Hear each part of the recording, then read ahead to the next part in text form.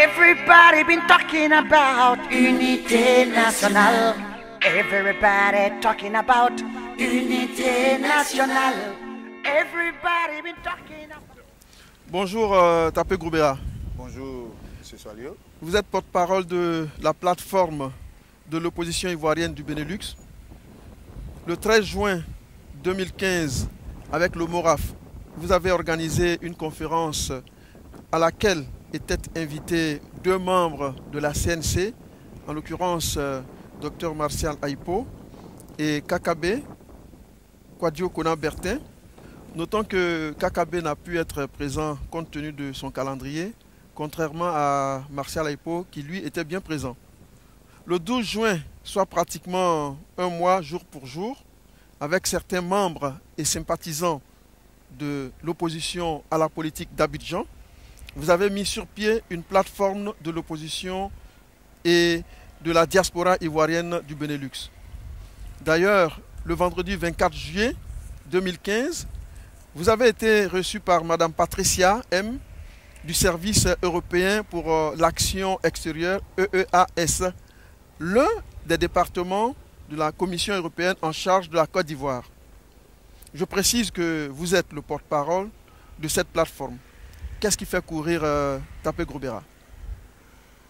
Qu'est-ce qui fait courir Tapé Groubeya? C'est le bien-être des Ivoiriens. Les problèmes qui assaillent les Ivoiriens, c'est ça qui me fait courir. Parce que je n'apprends rien aux uns aux autres. Depuis 2011, plus précisément, la Côte d'Ivoire est divisée. Moi, j'ai eu la chance de vivre en Côte d'Ivoire pendant plus de 35 ans. Et j'ai été à l'école avec des frères et des sœurs du nord, du sud, de l'ouest, etc. Et nous nous connaissons et on a partagé des bons moments. D'ailleurs, je vais vous donner un exemple, peut-être qui fait une confidence. Ma première femme est du nord. Donc pour vous dire que effectivement, avec laquelle j'ai eu un enfant. Donc pour vous dire que effectivement, je veux que mon fils il s'épanouisse en Côte d'Ivoire. Et quand je vois la situation qui prévaut actuellement en Côte d'Ivoire, j'ai peur. Parce que la guerre qui a eu lieu en 2010, je ne veux pas que ce genre de situation se reproduise. Donc c'est ça qui est ma préoccupation. Je suis d'abord panafricain, mais avant d'être panafricain, je suis ivoirien, d'après le congrès de Berlin. Donc pour ce faire, il est tout à fait normal, comme on dit d'abord, avant de parler des autres, il faut d'abord nettoyer devant chez soi. Et je pense que c'est l'une des raisons qui me fait courir. Je veux vraiment le bien-être des Ivoiriens. Quand nous sommes ici, à l'étranger, on voit bien ici les gens qui se promènent, qui n'ont aucune inquiétude. Les élections ne constituent pas pour ces personnes-là une hantise ou bien une peur. Et je suis convaincu qu'aujourd'hui, beaucoup d'Ivoiriens préfèrent même que cette histoire d'élection-là, on la repousse à l'infini. Parce qu'ils savent que chaque fois qu'il y a des élections, c'est des problèmes. Et c'est ça, mon inquiétude. Comment faire pour que les hommes politiques se rendent compte effectivement ils doivent être l'émanation des populations. Et que c'est à la charge des autres populations qu'ils sont et qu'ils doivent servir la population et non que la population doit les servir. C'est tout ça. Quand je vois, autre élément que j'ajouterai, que ici, on ne fait pas de recensement à la veille des élections. Chez nous, on recense les populations rien que pour aller pour des élections. Or, il faut recenser les populations pour voir quels sont les besoins. Nous, on recense les populations pour qu'ils voient comment ils vont faire pour venir nous donner leur bulletin de vote. Excusez-moi, il y a ce que j'appelle la foutaise. Et c'est tout ça, ce enjeu qui est assez nocif pour les populations, qui est ma préoccupation, qui me fait courir. Donc, pour me résumer, c'est vraiment les problèmes des Ivoiriens. Je dis effectivement, ma petite personne, comme on dit, une goutte d'eau chaude ne peut pas changer la température de la mer, mais c'est ça qui, moi, réfléchissant dans mon petit coin, et avec l'aide des frères, nous avons réfléchi. C'est d'ailleurs pour ça que nous avons mis sur pied la plateforme de l'opposition ivoirienne du Benelux, dont l'objectif est, dans un premier temps, prévenir d'abord, parce que les problèmes qui ont entraîné la guerre en 2010, ces problèmes pratiquement demeurent. Et je pense, pour ma part et pour notre part, qu'il y a lieu qu'il y ait une discussion. Et vous pouvez nous citer ces problèmes? Vous avez dit que ces problèmes demeurent. Et quels sont encore ces problèmes que vous pouvez rappeler rapidement? Oui. Je rappelle à nos téléspectateurs? M. Bakayoko Youssouf a été un problème. Nonobstant son choix, mais il a été un problème. C'est-à-dire qu'il a fait partie du problème. Pour moi, pour qu'il n'y ait pas de problème, pour qu'il y ait consensus, ce ne soit pas cette personne qui soit reconduite pour la CEI. Ça, c'est quand même, je crois que c'est un préalable. Parce que nous voulons des situations apaisées. Une situation où, effectivement, il n'y a pas de tension. Donc, M. Bakayoko ne doit pas diriger parce qu'il a posé problème. On voit ici en Occident, lorsque quelqu'un pose un acte et cet acte a des conséquences, cette personne démissionne délibérément pour ne pas que, effectivement, l'action ait une incidence par la suite. Et pour moi pas, donc il y a ce problème. Donc quand je vois la configuration, surtout M. Bakayoko, à la tête de la CEI, déjà ça veut dire que même s'il est de bonne foi, les autres sont capables de se braquer. Et ça pose problème. Et je pense que M. Bakayoko, je pense qu'il aime la Côte d'Ivoire. Je n'ai pas dit que j'aime la Côte d'Ivoire que lui, mais qu'il aime la Côte d'Ivoire. À sa place, j'aurais simplement démissionné pour dire, écoutez, je préfère laisser pour qu'effectivement il y a d'autres. Parce qu'en Côte d'Ivoire, nous avons des hommes et des femmes capables de diriger cette structure. C'est pas ça qui manque. Pour moi, il constitue un problème. Ça, c'est l'un des problèmes. L'autre problème, c'est le fait qu'aujourd'hui, on arrête à chaque bout de bras X ou Y. L'exemple le plus flagrant, c'est celui, la fois dernière, de M. Titi, du journal Aujourd'hui, qui a été arrêté, on ne sait pas sur quelle base. Mais avant ça, on a arrêté Durand Zagol, on a arrêté Mademoiselle Cissé, Mariam, on a arrêté Daï Nestor, le procès où il y a eu Hubert. Mais lorsqu'il n'y a pas de contre-pouvoir, aucun pays ne peut avoir une allure démocratique. Le problème aujourd'hui de l'opposition, c'est que vous êtes divisé. On sait qu'il y a deux tendances. Au niveau du FPI déjà, il y a la tendance à Finguessan, la tendance à Aboudraman Sangaré. Au niveau même de la CNC, il y a deux tendances. Ceux qui sont pour une candidature unique et ceux qui sont pour que tous les candidats puissent, tous les leaders puissent participer. Oui. Donc, il y a déjà problème en votre sein. Écoutez, frère. Ce que je veux dire, c'est que je suis mal placé pour parler au nom, par exemple, de la structure du FPI, parce que je ne suis pas membre du FPI. Hein. De deux, je peux parler aussi au niveau de la CNC dont je sois membre. Pour ma part, je pense que ces problèmes ne sont pas propres à la Côte d'Ivoire. Mais s'il n'y a pas une opposition forte, je veux dire que s'il n'y a pas une opposition forte, il serait difficile de vous faire entendre. Moi, je vais donner une opinion personnelle. Moi, pour ma part, j'aurais souhaité que les candidats de l'opposition puissent aller tous aux élections. Maintenant, quitte à ce qu'au deuxième tour, celui qui irait le mieux placé et que les autres s'ajoutent. Moi, pour moi, je dis ça, c'est une opinion individuelle. Ce n'est pas, comme on appelle, l'opinion de la plateforme. Ça, c'est l'opinion de moi, ma personne, en tant que Groubera Tapé. Ça, c'est moi. Maintenant, donc, voilà, c'est cela que je dis. Pour moi, donc, la division, je veux dire, est-ce que cette division est une division qui est incommensurable? Je ne pense pas. Je pense que dans tout problème humain, lorsqu'il y a la possibilité que les gens se retrouvent, qu'ils discutent, on peut trouver des solutions. Mais il faut qu'il n'y ait pas d'a priori. Ça, je crois que ça, c'est le premier problème. Et vous, ici, au niveau de la plateforme, oui, quelles sont les actions que vous menez? Qu'est-ce que vous pouvez mener à partir d'ici pour contraindre le pouvoir à Abidjan à s'asseoir à la même table que vous pour discuter? Bien, avant même d'abord, le fait de créer la plateforme de l'opposition ivoirienne du Benelux était un pas pour montrer d'abord, comme vous l'avez dit, chers frères, à l'opposition qu'effectivement, l'objectif aujourd'hui, c'est d'amener le pouvoir à s'asseoir et qu'un certain nombre d'éléments préalables soient résolus. Donc c'est d'ailleurs pour ça que nous n'avons pas voulu parler de CNC et autres, tout ça, etc. On a parlé d'une plateforme dans laquelle on retrouve les frères et les sœurs de la CNC, du FPI, etc. De telle sorte qu'on pose les problèmes de la Côte d'Ivoire. De façon concrète, qu'est-ce que vous faites? Vous avez été voir au niveau de la Commission, la Commission européenne. Oui. Qu'est-ce que vous avez dit? Bien, au niveau de la Commission, nous avons posé des problèmes. Hein, les problèmes, comme je l'ai dit, qui régissent aujourd'hui la situation en Côte d'Ivoire. Donc, nous avons rencontré Mme Patricia Mauguin, qui est la responsable au niveau de l'Union européenne chargée de la Côte d'Ivoire et du Bénin, et nous lui avons posé des problèmes. Nous avons posé le problème que j'ai évoqué tout à l'heure, à savoir que les problèmes de 2010 sont toujours là. Donc, la question de la commission électorale. Le problème des exilés et des prisonniers politiques. On a posé aussi le problème du désarmement des milices, du pouvoir et des deux autres. Ce n'est pas normal que des gens qui n'ont pas cette capacité, qui n'ont pas ce rôle-là, qui leur est dévolu par la Constitution, par les lois en Côte d'Ivoire, puissent porter une arme. Sinon, c'est une anarchie. On n'est pas dans le Far West où n'importe qui peut s'acheter une arme et puis la brader ou bien l'utiliser comme cela lui sied. Donc pour nous, il faut ça. L'autre élément, il faut que le chef de l'État... Mais est-ce que vous avez été entendu quand vous avez été à la Commission européenne? Mais nous pensons que nous avons été attendus. Maintenant, écoutez, quelqu'un peut vous regarder, donner l'oreille, donner l'impression de vous entendre, puisque nous avons fait un document que nous avons transmis à la femme. Étant donné le porte-parole, j'étais celui qui était chargé de faire le résumé. Et nous avons après eu une discussion ouverte avec madame. C'est vrai, elle a été très réceptive à ce qu'on a dit. C'est vrai que de temps en temps, on a vu un peu de la réticence. Mais nous lui avons posé un certain nombre de problèmes qui sont des problèmes réels, que vivent les Ivoiriens, qui est le quotidien des Ivoiriens. Et que, je dis par exemple, l'opposition n'exerce pas réellement son rôle en tant qu'opposition.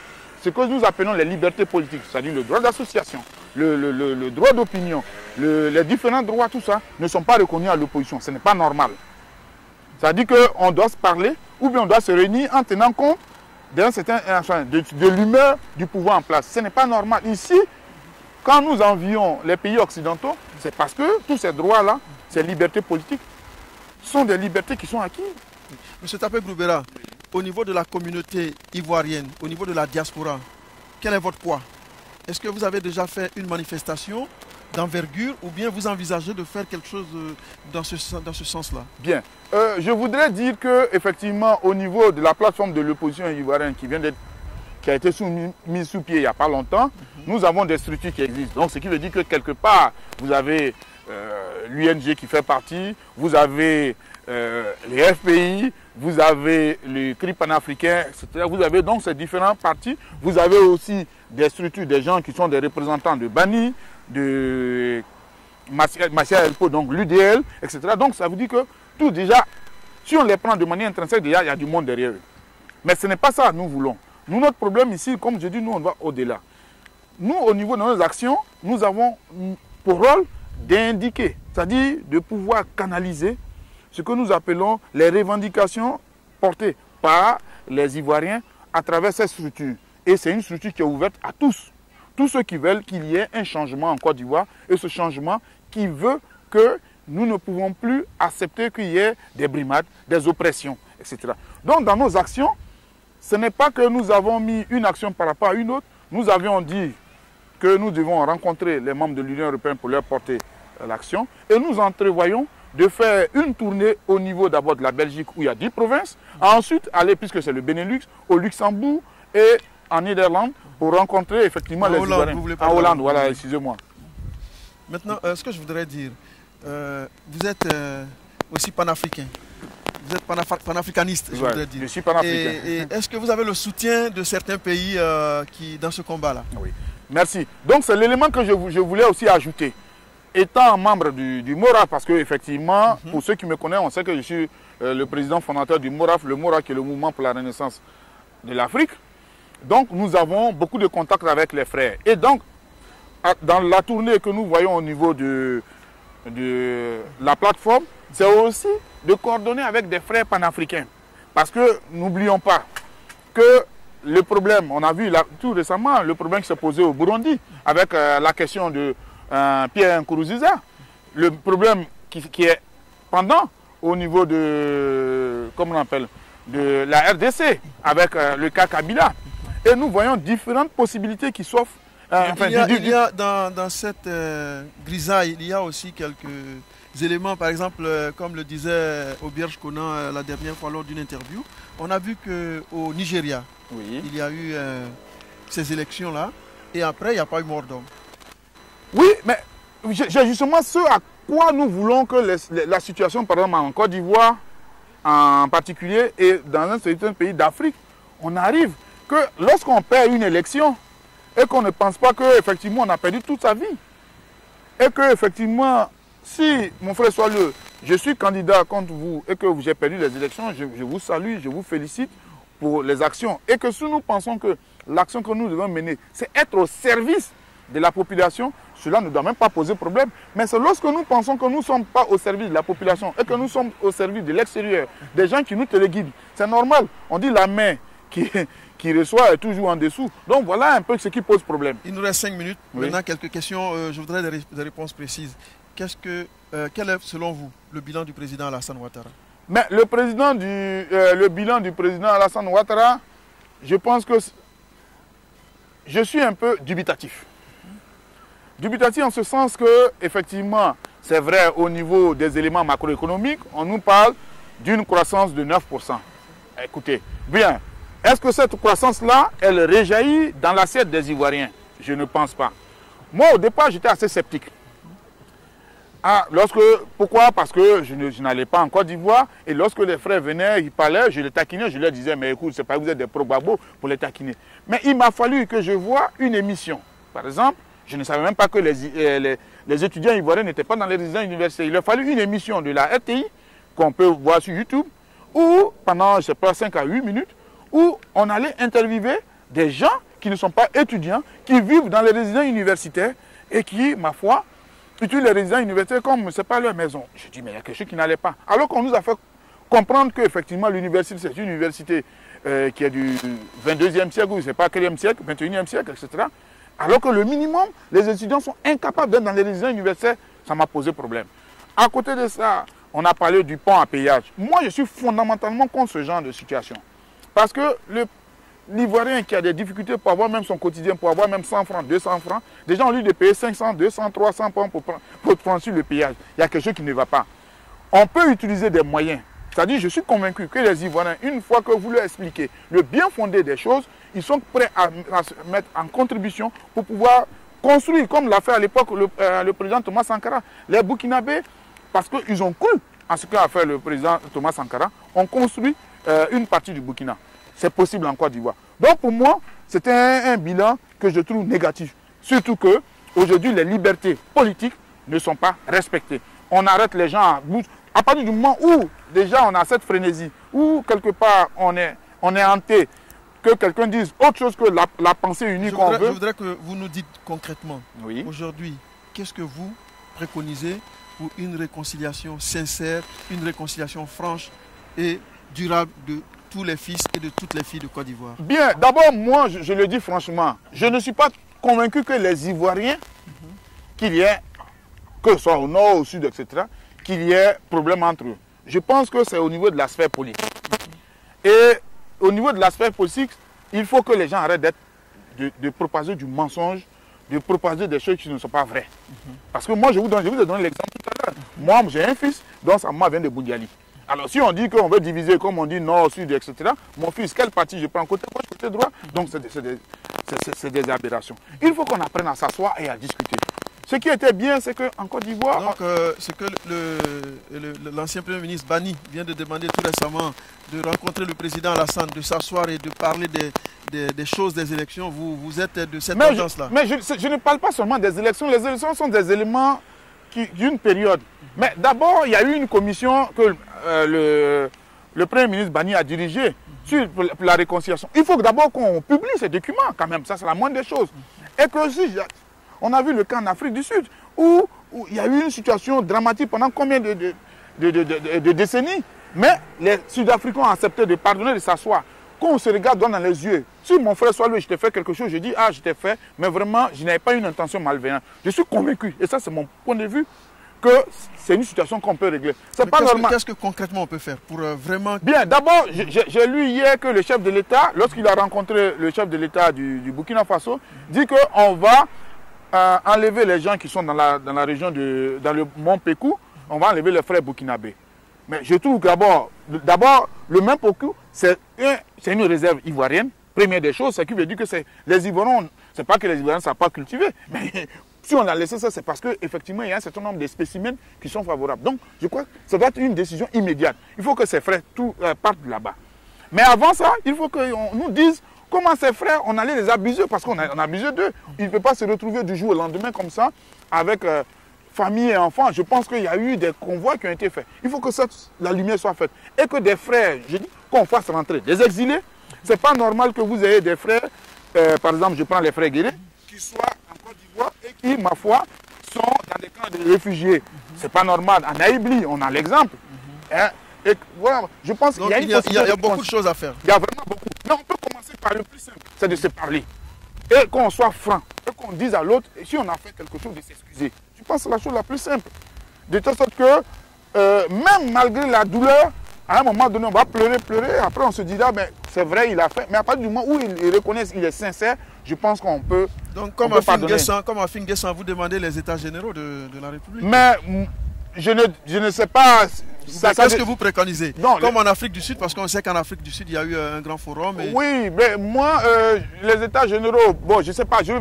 Moi, je sais, les termes, j'aime pas tellement. Moi, je dis qu'on se retrouve et qu'on se parle sincèrement. Le temps que ça va prendre.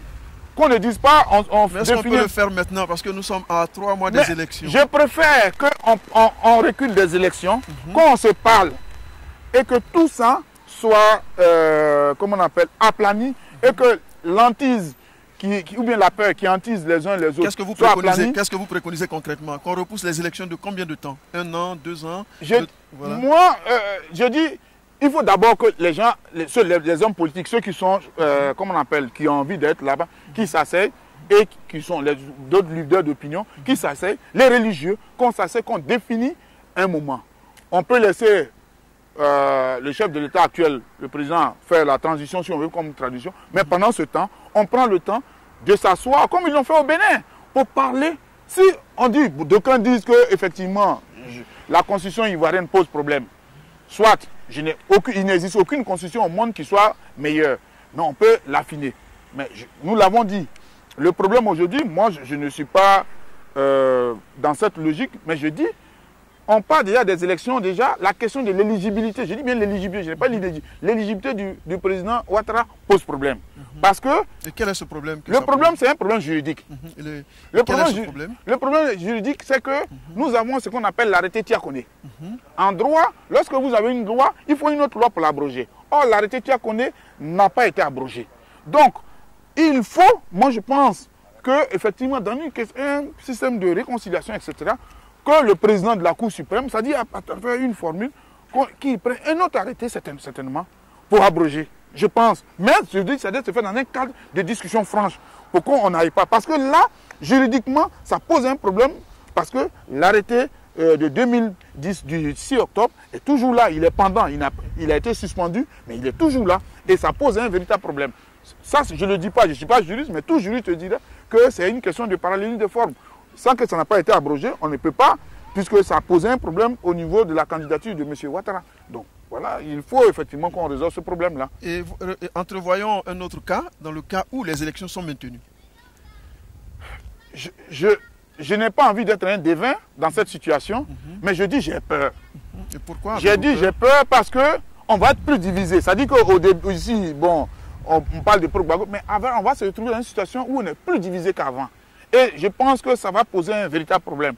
Est-ce qu'après les élections, le nouveau président élu ne pourrait pas faire en sorte que les difficultés s'aplanissent et que les Ivoiriens se retrouvent pour parler? N'est-ce pas que ce soit une possibilité? Le problème qui se poserait, oui, c'est une éventualité. Oui. C'est une éventualité à ne pas exclure, mais ce qui se pose souvent, c'est que quand on a vu, lorsque M. Ouattara a prêté serment le 21 mai 2011, il a dit qu'il a prêté serment sur la constitution ivoirienne, qu'il était président de tous les Ivoiriens. Mais à travers ses actes, à travers sa démarche, on voit bien qu'il a, c'est lui-même qui parle souvent de la, comment on appelle, la justice des vainqueurs, il a une attitude qui n'est pas à rassembler. Et je pense que l'enjeu d'être électoral va plus l'emporter, ou bien le fait de vouloir conserver, ou bien de vouloir se maintenir, va plus l'emporter sur le vrai dessein réel de la Côte d'Ivoire. Donc c'est pour cela, pour moi, sans état d'âme, on peut même se décider de mettre par exemple les hommes religieux, on peut mettre les hommes politiques, on dit, bon, attendez un instant, on prend un moment qu'il faut pour qu'on se réconcilie, on finit, et puis on essaie de trouver une solution. On a des ressources en hommes et en femmes. En Côte d'Ivoire, je n'ai pas dit, et si ça ne va pas en Côte d'Ivoire, on peut prendre les frères de la sous-région. Moi, je suis pas. Quand moi je parle de la communauté internationale, moi, la communauté Donc vous internationale. parlez de la... Bon, je crois que c'est... Pour moi, la communauté internationale, c'est la communauté qui est en dehors de la Côte d'Ivoire. C'est-à-dire le Bénin, le Togo, le Burkina. On ne parlera pas de souveraineté de Côte d'Ivoire, de la Côte d'Ivoire. Non, je dis que okay. si. Voilà. Bon, je crois que nous sommes... le rédacteur en chef me fait signe que nous sommes malheureusement au terme. Je crois que le débat était très intéressant. Mais une question, juste une question. Je crois que Aubière, je vais me permettre de vous la poser. Vous soutiendrez qui pendant ces élections présidentielles? Je soutiens la Côte d'Ivoire. Non, mais personnellement, quel candidat? Il y a Bani, il y a Kakabe, il y a Essi Amara, Alassane Ouattara. J'ai plus de 40 ans, donc je suis candidat. Donc je vois bien. Moi, je suis prêt à assumer la responsabilité si les Ivoiriens me donnent leur suffrage. Mais moi, je ne peux pas aller être candidat dans le contexte dans lequel se passent les choses. Parce que je ne suis pas prêt à avoir sur moi la conscience de la mort des Ivoiriens. Je vous demande juste votre dernier mot. Nous sommes vraiment à la fin de cet entretien. Vraiment, je vous remercie de l'opportunité que vous nous donnez pour exprimer notre point de vue.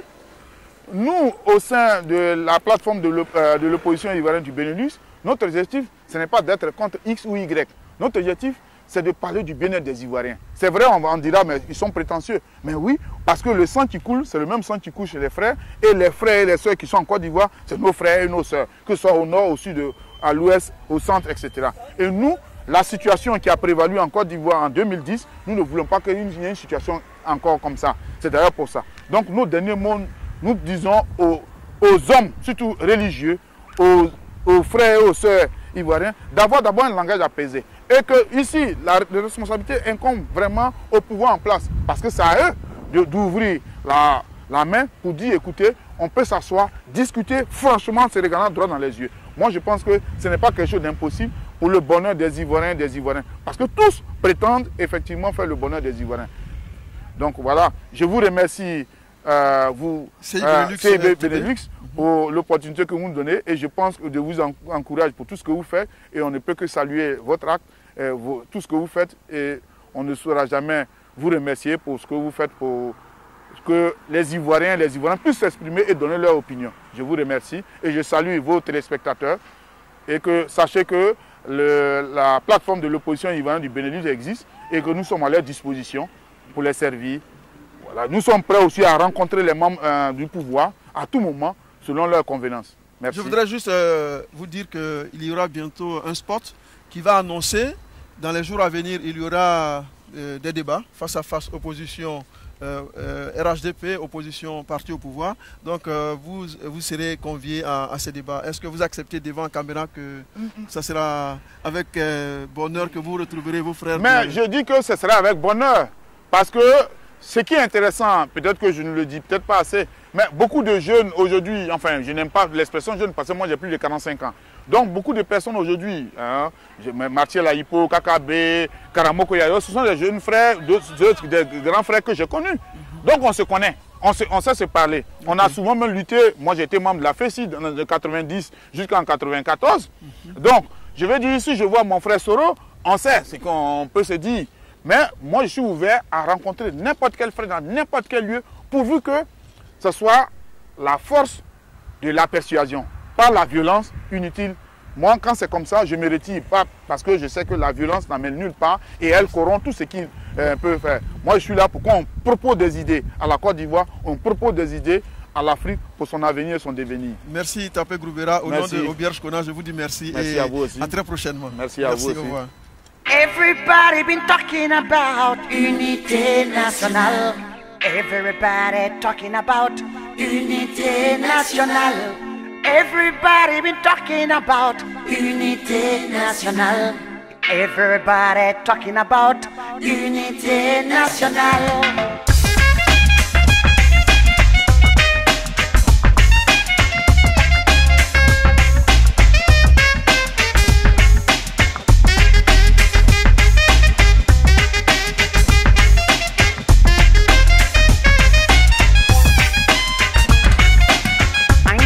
Fasochien Angana nyongo kelete Angana nyongo jaraki